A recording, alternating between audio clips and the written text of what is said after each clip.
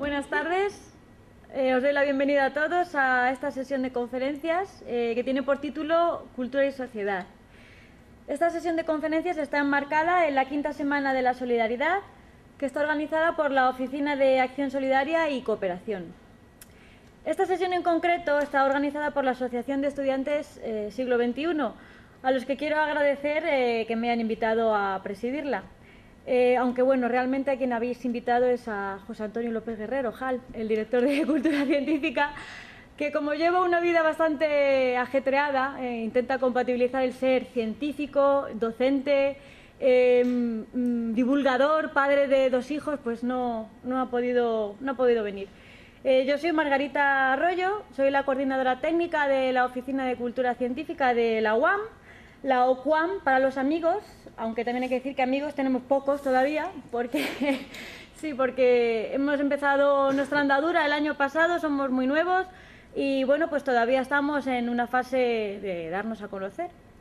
En la OCUAM nos dedicamos sobre todo a tareas de difusión científica, además de encargarnos de acciones puntuales de difusión, como pueden ser la Semana de la Ciencia o la Feria de la Ciencia. También fomentamos durante todo el año la colaboración entre científicos, investigadores, estudiantes, todo ello enfocado hacia la difusión científica para la sociedad.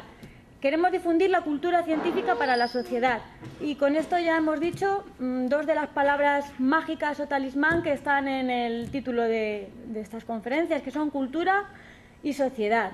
No quiero extenderme mucho, pero en fin, sí que querría hacer una pequeña reflexión acerca de lo que significa tanto sociedad como cultura. Creo que hoy en día ya está comúnmente aceptado que la sociedad no es de ninguna manera un ente continuo y homogéneo, sino que es una suma de múltiples colectividades, individualidades, sensibilidades, y que para que una sociedad hoy en día se pueda decir que es justa, que es igualitaria y que es solidaria, debe ser capaz de integrar todas estas colectividades y de darles a cada una su espacio y su papel en la sociedad. Y ahora es cuando hay que mencionar la cultura como la principal promotora, la principal herramienta que tenemos para lograr esto, para lograr integrarnos y encontrar cada uno nuestro sitio en la sociedad. La cultura es la herramienta básica que nos permite conocernos y reconocernos a nosotros mismos y a los demás, y es la que permite que esta sociedad sea, como hemos dicho, una suma de múltiples colectividades. Yo siempre he creído que un total es más que la suma de sus partes. Y para fomentar esto, para que realmente, de verdad, el total de la sociedad sea más que la suma de sus partes, hay que traer a colación algo que para mí es muy importante, que es el asociacionismo. Hemos mencionado antes de entrar al salón. El asociacionismo para mí es un arma poderosísima, un arma que sirve para cambiar la sociedad. Estas conferencias corren hoy a cargo de varias asociaciones de jóvenes y de estudiantes, y para mí esto es muy importante. Cuando un grupo de personas que tienen unos ideales afines se reúnen, realmente algo muy hermoso y muy poderoso está ocurriendo.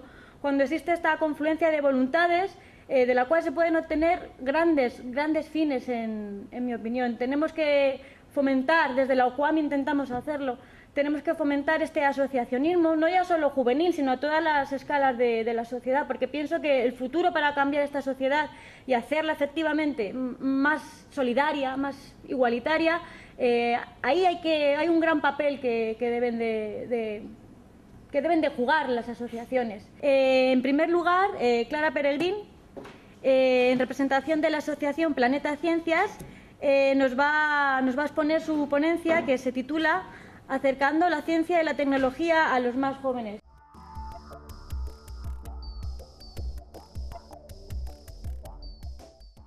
Bueno, pues yo voy a presentar la asociación de la que era presidenta y ya no lo soy. Ahora soy coordinadora. Ven aquí. Este fue mi primer cohetillo que construí. Bueno, entonces, ¿qué es Planeta Ciencias? Bueno, pues es una asociación sin ánimo de lucro. Yo me gusta decir que es una ONG porque los beneficios que tenemos, o sea, no es una asociación que únicamente tienda a incluir gente con nuestras mismas afinidades, sino que tenemos un objetivo social. Queremos hacer el bien a la sociedad. Entre todos estos objetivos Y bueno, pues el por qué ya lo hemos hablado, ¿no? Hay una inquietud por una agenda de Lisboa que pretende que seamos de una manera y no lo somos. Y luego, bueno, hay una situación en España que es bastante preocupante de la ciencia y pues eso, un desinterés y una idea que creemos que es errónea, ¿no? Hay una idea muchas veces de o la ciencia es un ente que todo lo sabe, ¿no? Es como un dios, o es un ente que está ahí para manipularnos. Y entonces, ante eso, hay muchas iniciativas de gente que lo que quiere hacer es mostrar un lado festivo y alocado de la ciencia. Y la ciencia tampoco es eso. No es, o sea, que está muy bien en los programas de los que hablábamos antes, ¿no? De hacer show, pero la ciencia no es show. Entonces, bueno, pues como decía nuestro querido Unamuno, ¿no? Que a mí me resulta muy preocupante que inventen ellos, pues no, llega un momento en el que tenemos que inventar nosotros. Bueno, esto surge a raíz de un encuentro casual, pero maravilloso, con una asociación que se llama Planet Science en Francia, que llevan 40 años haciendo actividades con chavales. Empezaron trabajando con ECNES, que es el Centro Nacional de Estudios Espaciales, el equivalente al INTA aquí, pero mucho más grande, porque son en Europa son los que tienen más actividad espacial. Y luego pues empezaron a trabajar con un montón con el equivalente del CSIC, o sea, trabajan con casi todos los organismos y colaboran con ellos para hacer un poco, acercar a los más jóvenes una cosa que a lo mejor los científicos no saben hacer. Entonces nosotros tuvimos la oportunidad de firmar un convenio con ellos, como veis ahora se han extendido y hay delegaciones por toda Francia. La delegación nacional está en París y, como ya os he dicho, tiene unos ingresos, que no beneficios, porque no hay beneficios, como ya os he dicho, de 2 millones de euros. Se lo gastan todo, en cosas chulas. Bueno, enseñar ciencia y tecnología. ¿Cómo? O sea, hay dos partes en la ciencia, muchas veces nos olvidamos de las dos partes. Una parte es el conocimiento que crea la ciencia, pero otra parte es cómo funciona la ciencia. Todo el mundo en este país se cree que ciencia es conocimiento y nos olvidamos de que ciencia es un método. Entonces, lo único que se intenta transmitir cuando se dice divulgación y comunicación de la ciencia es el conocimiento.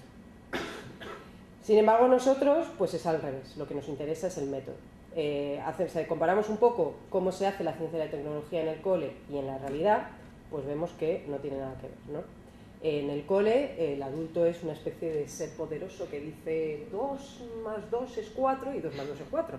Y sin embargo, pues en un equipo real, pues el director muchas veces no tiene ni idea de cómo tienes que hacer tal o tal experimento. O sea, te tienes tú que buscar las castañas del fuego. Muchas veces tu director de tesis se equivoca.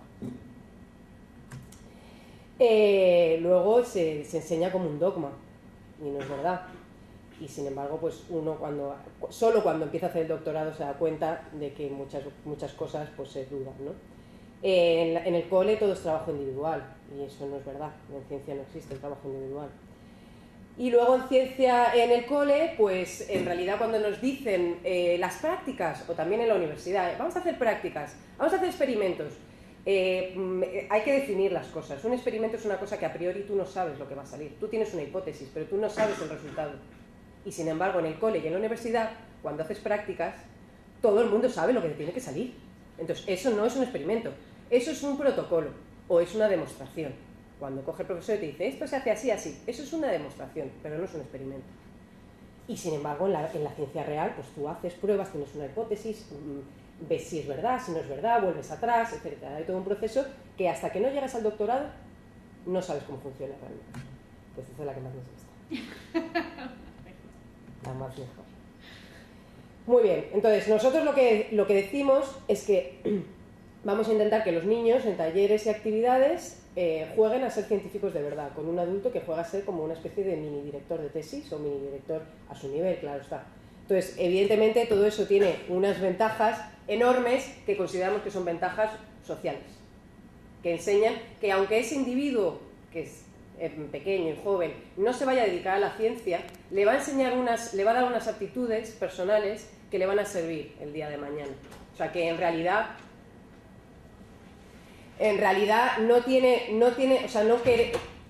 uno de los objetivos es que haya más gente atraída por la ciencia, Pero no queremos atraer de forma de show, sino diciendo, mira, estas son las ventajas que te da la ciencia como persona, pues si quieres vente, y si no, pues mira, date lo que has aprendido. Y a mí, pues eso, siempre lo que más me gusta es lo del espíritu crítico, ¿no? No sé si lo pongo por aquí. Desarrollar... Sí, por ahí vendrá, ¿no? Que es una frase que no se me cae de la boca. Bueno, entonces, ¿nosotros qué es lo que hacemos? Pues le hacemos que los niños se electrocuten. En vez de decirle, no toques que te electrocutas, le decimos, toca, mira a ver qué te pasa. Bueno, utilizamos les hacemos que utilicen el método experimental, ¿no? Entonces, el método que, digamos, normalmente tienen los individuos, más que experimental, más que es por tanteo, ¿no? Yo voy a probar a ver qué pasa. Sin embargo, el método científico, el método experimental, dentro de todos los métodos científicos, es un poco más fino en el sentido de que tú tienes que tener una hipótesis a priori. Y la experimentación al principio, que es de ahí de donde nace la primera química o nace la cocina, es voy a hacer eso a ver qué pasa. En ciencia no es. Yo creo que va a pasar esto. Y hago una serie de cambios de parámetros, solo varío un parámetro, o sea, es algo más fino. Entonces intentamos que los niños, utilizando su potencial investigador, guiarlo de una forma, pues les decimos, a ver, ¿qué es lo que observáis? ¿Cuáles son vuestras hipótesis? ¿Qué experimento tendríamos que hacer para comprobarlas? Observamos lo que pasa, etc. Y luego una cosa que esto ya es pedagogía, que es un método que se llama pedagogía por proyectos, ¿no? Que es una cosa bastante establecida, en el que hay varias fases, que no voy a detallar, de sensibilización, etcétera, en la que a un individuo se despierta su curiosidad y entonces se hace que sea él el que tenga la iniciativa de tener un proyecto, en este caso de investigación, pero puede ser un proyecto simplemente de salud corporal. Por ejemplo, tú le creas la curiosidad de descubrir distintos deportes. Bueno, pues él va a tener la iniciativa, si tú le creas la curiosidad, de ir a probar distintos deportes. Entonces es una metodología pedagógica. Entonces, bueno, actividades. Hacemos actividades en los coles que ayudan al currículo escolar y también forman al profesorado. Muchas veces los maestros, sobre todo, no tienen ni idea de ciencia ni para qué contaros de la metodología científica.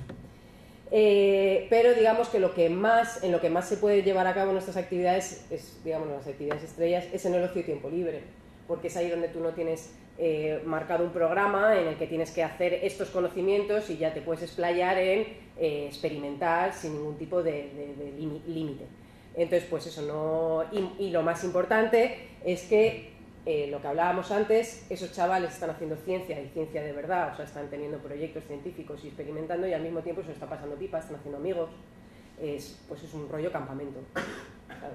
Entonces, se lo pasan bien. Y uno cuando se lo pasa bien, aprecia más.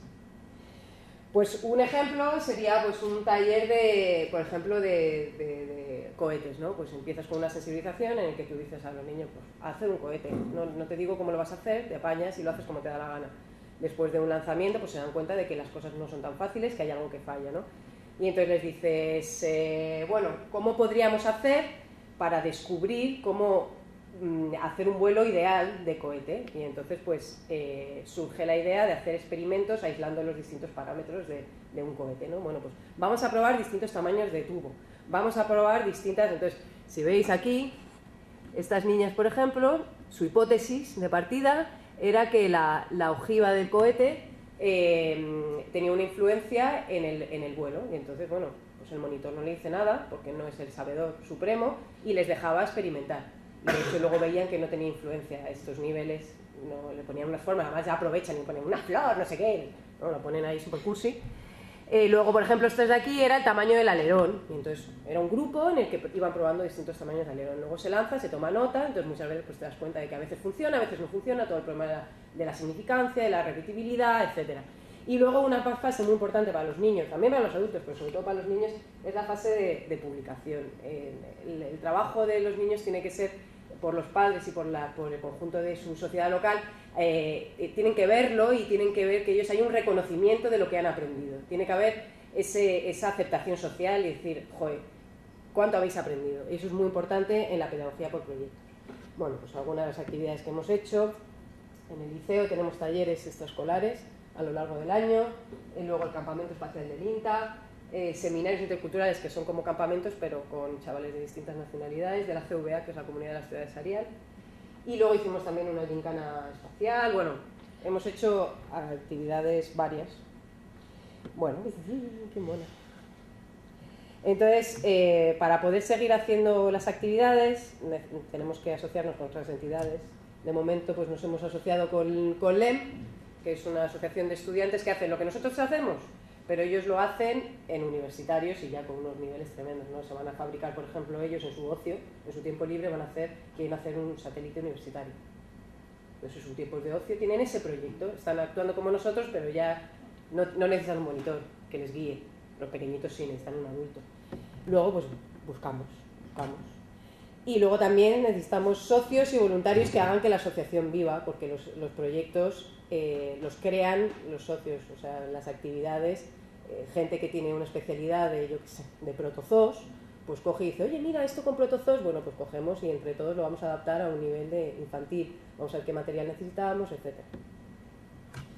Y luego también tenemos que formar a los monitores, ¿no? Nosotros, o sea, yo siempre explico que hay una diferencia entre lo que es los socios que hacen vivir la asociación y los voluntarios, que es lo que hacen que la asociación siga viviendo y que tenga sus objetivos, pero luego hay unas personas que son los monitores que están ahí con los chavales, que tienen una responsabilidad civil, tienen una responsabilidad con los chavales, esa gente hay que pagarla.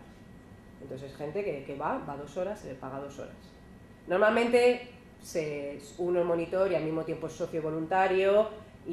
Pero hay gente, por ejemplo en la asociación tenemos gente que simplemente apoya lo que hacemos y simplemente hace, pues con la cuota no, a 15 euros, pumba, yo apoyo, y no hacen nada más. Y por ejemplo a los monitores o sea, una de las condiciones es que sean socios también, a todos. Pero eso, y entonces pues nada, tenemos que seguir haciendo esto y seguir asociándonos y buscar dinerito, claro. Y entonces estoy siempre termino con esta frasecita que me gusta mucho de Metzola, que, pues bueno, pues la ciencia ha prometido la felicidad, no lo creo, lo que ha prometido es la verdad, y la cuestión es si podremos algún día ser felices con la verdad. Qué bonito. Muchas gracias por tu atención.